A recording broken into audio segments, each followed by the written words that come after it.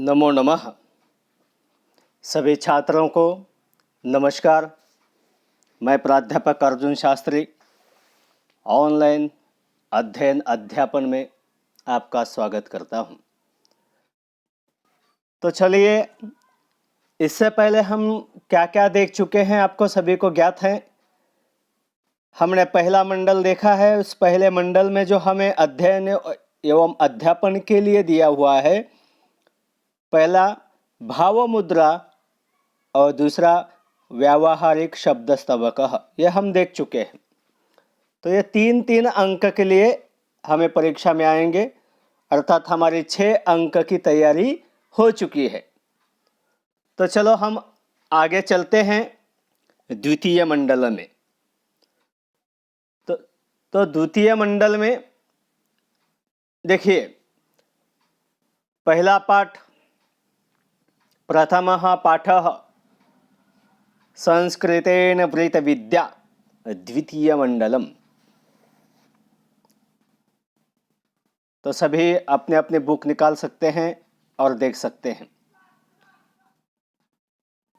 कौन सा पाठ है? संस्कृतेन वृत विद्या। हा आपला पहिला पाठ आहे द्वितीय मंडल मधील। तर आज आपण हा अभ्यासणार आहोत। तर लक्षपूर्वक लक्ष द्या। संस्कृतेन वृत विद्या, वृत विद्या म्हणजे पत्रकारिता याची विद्या संस्कृतच्या माध्यमातून कशा प्रकारे शिकवली जाती, घेतली जाती, केली जाती, हे आपण या पाठातून अभ्यासणार आहेत।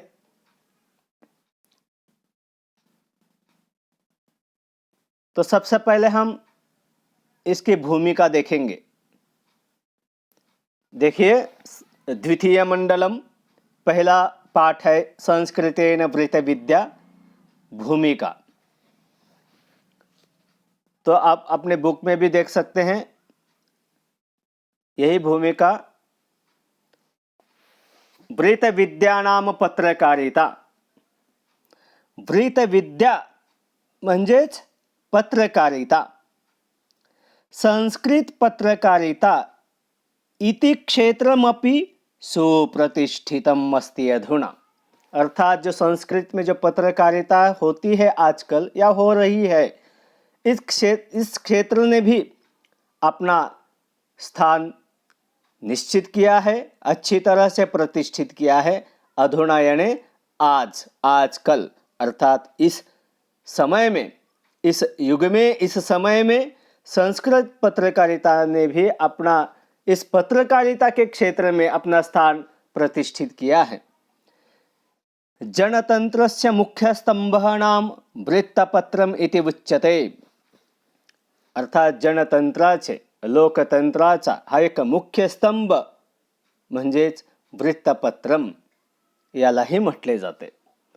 संस्कृतज्ञानां कृते अपि वृत्तेः एषः विस्तृतः अवकाशः उद्घाटितः।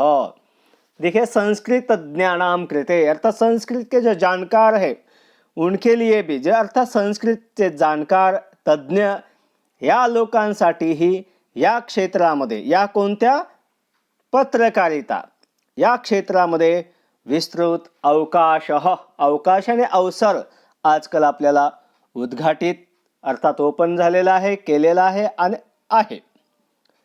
दृक माध्यमम, दृक यानी दिसणे अर्थात टेलिव्हिजन आदि, श्रव्य माध्यमम श्रवण करणे, रेडिओ आदि, दृक श्रव्य माध्यमम अशा, तथैव समाज माध्यमम एतेषु क्षेत्रेषु अवसराः अद्य उपलब्धाः। म्हणजे वेगवेगळ्या क्षेत्रामध्ये किंवा क्षेत्राच्या माध्यमातून कोणकोणत्या दृक माध्यम, श्रव्य माध्यम, दृक श्रव्य माध्यम तसेच समाज माध्यम या क्षेत्रामध्ये आपल्याला आजकाल खूप संधी उपलब्ध झाली गेली आहे। कशाच्या माध्यमातून? पत्रकारिता। निर्मिती ही आणि निर्माण करणे, प्रोडक्शन, संचालनम डायरेक्शन, विज्ञापनम अर्थात विज्ञापन, विज्ञप्ती देणे, प्रसिद्धी देणे, या क्षेत्रामध्येही संरचनाशास्त्रम, डिजाइनिंग इत्यादि क्षेत्रेषु बहवः जनाः अद्य उद्योगरताः सन्ति। हमें सबको पता है, ज्ञात है, ये जो निर्मिति है, अलग अलग प्रकार की निर्मितियाँ निर्माण करने के क्षेत्र में, संचालन, डायरेक्शन के क्षेत्र में, अथवा विज्ञापन के क्षेत्र में, अथवा डिजाइनिंग, संरचना शास्त्र में, और भी अनेक क्षेत्र है जिसमें आजकल अनेक लोग उद्योगरत है, प्रयासरत है, कार्यरत है। दैनिक पत्रात वार्षिक पत्रिका पर्यंतम नैकानि नियतकालिकानि संस्कृत भाषाया संप्रति प्रकाश्यन्ते। दैनिक पत्र से लेकर अतः डेली न्यूज जिसे हम कहते हैं, दैनिक पत्र से लेकर दैनिक समाचार से लेकर वार्षिक पत्रिका पर्यंत, म्हणजे डेली न्यूजपेपर असेल, म्हणजे दैनिक वृत्तपत्र ज्याला म्हणतो, तेही संस्कृत भाषामध्ये प्रकाशित होतं। एवढेच नव्हे, या दैनिक पत्रापासून ते वार्षिक पत्रिकापर्यंत किंवा वार्षिक अंक ज्याला म्हणतो तिथपर्यंत नैकाणी, न प्लस एकाने, एक नहीं, अर्थात अनेक नियतकालिकाने, अर्थात अनेक नियतकालिके संस्कृत भाषामध्ये आता प्रकाशित होत आहेत। तेषु वार्षिक वृत्तत्रयस्य अभिरूपम अपि पुस्तकम प्रदर्शितम, अर्थात हे वार्षिक जो नियतकालिक आहे त्याचा एक आपण नमुना या पुस्तकाच्या शेवटी प्रदर्शित केलेला आहे, दाखवलेला है। वार्षिक वृत्तस्य, ये शब्द हम पीछे देखेंगे क्या है दिया हुआ है, सॉरी, देखो, तेषु वार्षिक वृत्तपत्रस्य अभिरूपम अपि पुस्तके प्रदर्शितम, अर्थात जो वार्षिक वृत्तपत्र होता है जिसे हम वार्षिक अंक म्हणतो, दिवाळी अंक किंवा वार्षिक अंक, याचा एक अभिरूपम म्हणजे नमुना सुद्धा या पुस्तकामध्ये दिलेला आहे, शेवटी दिलेला आहे। आपण तो निश्चितच पाहावा अशी अपेक्षा किंवा पाहाल अशी अपेक्षा करतो। तर या पाठामध्ये आपल्याला संस्कृत पत्रकारिताविषयी अभ्यास करायचा आहे। काय आहे संस्कृत पत्रकारिता, कशी होते, कशी करू शकतो, केव्हा सुरुवात झाली, कोणी सुरुवात केली, याची सर्व माहिती आपण या पाठातून अभ्यासणार आहोत। संस्कृतेन वृत्तविद्या। तर चला पाठाकडे या। पत्रकारितानाम आधुनिक समाजस्य एकम अविभाज्यम अंगम। वार्ता प्रसारणस्य कृते पत्रकारिता इति महत्वपूर्णं माध्यमम्। सूचना तंत्रज्ञान क्षेत्रे पत्रकारिता विशिष्टं महत्वं भजते। सर्वासु भाषासु इव संस्कृत भाषायामपि पत्रकारिता भृशं विकसिता दृश्यते। पत्रकारितानाम आधुनिक समाजस्य एकम अविभाज्यम अंगम, अर्थात पत्रकारिता जो है ये आधुनिक समाज का एक अविभाज्य अंग है। क्या है? अविभाज्य अर्थात अभिन्न। पत्रकारिता हे आधुनिक समाजाचे अभिन्न अंग आहे, अविभाज्यम है ना। आधुनिक समाजस्य, आधुनिक यानी सद्यस्थितीतील समाजाचे, आधुनिक याचा विरुद्धार्थ शब्द काय येईल? आधुनिकम पुरातनम, है ना। परीक्षा में आते हैं यह शब्द, विरुद्धार्थी शब्द लिखने के लिए, समानार्थी शब्द लिखने के लिए। आधुनिकम पुरातनम एकम अविभाज्यम। देखिए अविभाज्यम न विभाज्यम, नए तत्पुरुष समास का रूप है ये।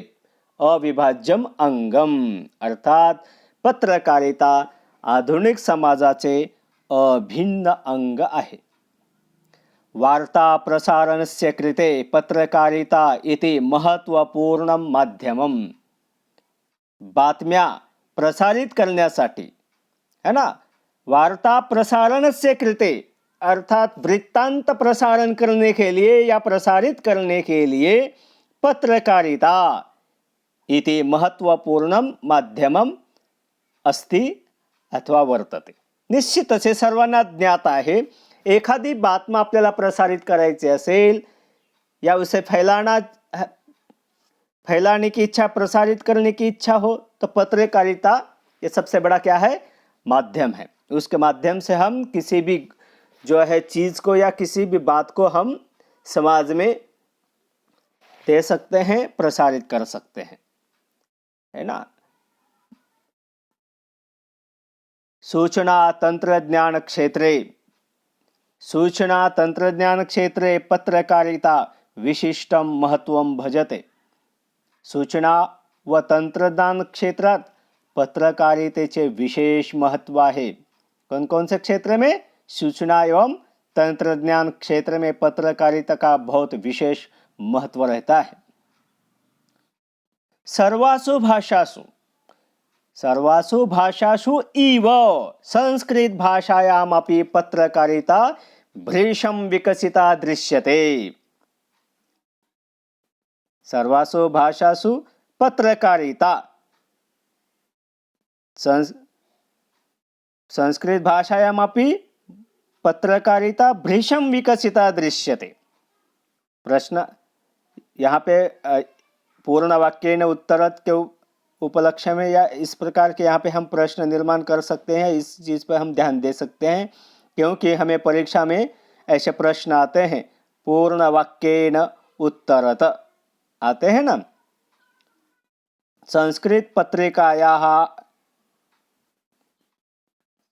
संस्कृत भाषायामपि पत्रकारिता भृशं विकसिता दृश्यते.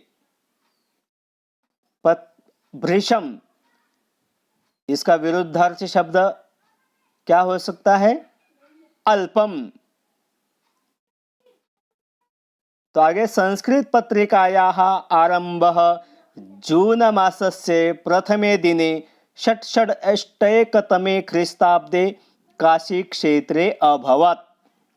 देखो इस वाक्य में प्रश्न निर्माण हो सकते हैं, जैसे कि संस्कृत पत्रिकायाः आरम्भः कुत्र अभवत्. उत्तर, संस्कृत पत्रिकायाः आरम्भः काशी क्षेत्रे अभवत्.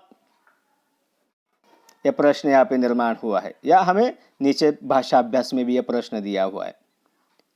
अर्थात संस्कृत पत्रिका का आरंभ जून मास यानी जून महीने के प्रथम दिने, पहले तारीख को षट्षडष्टैकतमे ख्रीस्ताब्दे, अर्थात देखो यहाँ दिया हुआ है 1866 काशी क्षेत्रे अभवत, काशीला झालेला आहे. अर्थात संस्कृत पत्रकारितेचा आरंभ जून महिन्याच्या पहिल्या दिवशी इसवी सन अर्थात 1 जून 1866 काशी क्षेत्रात झाला. काशी विद्यासुधा निधि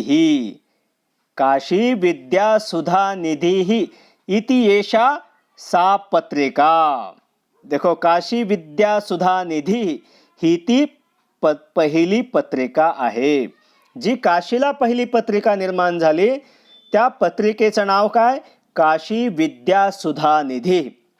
प्रश्न का प्रथमा संस्कृत पत्रिका, तो उत्तर क्या आ सकता है? काशी विद्यासुधा निधि इति प्रथमा संस्कृत पत्रिका.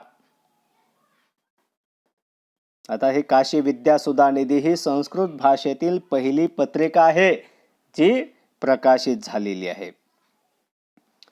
तद अनंतरम, उसके बाद संस्कृत वृत्तपत्रिकाणां संख्या वेगेन सह वृद्धिम गता. उसके बाद संस्कृत के वृत्तपत्रों की संख्या बड़ी वेग से अर्थात बड़े वेग के साथ बढ़ गई.